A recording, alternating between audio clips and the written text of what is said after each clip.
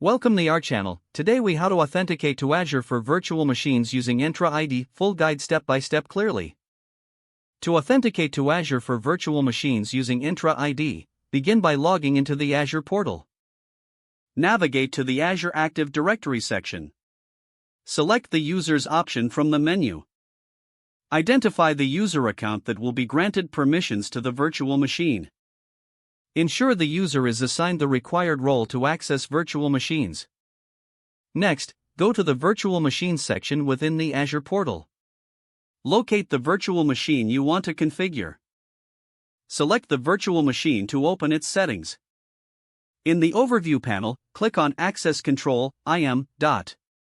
Click on Add and select Add Role Assignment. In the Role Assignment pane, choose the role suited for the user.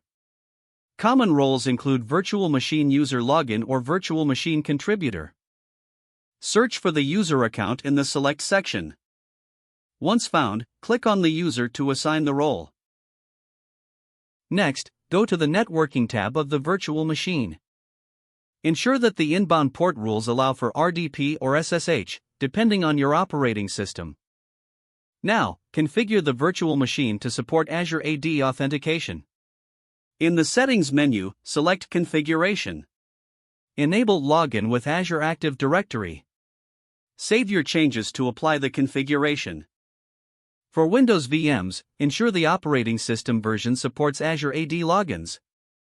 After setup, proceed to initiate a remote connection to the virtual machine.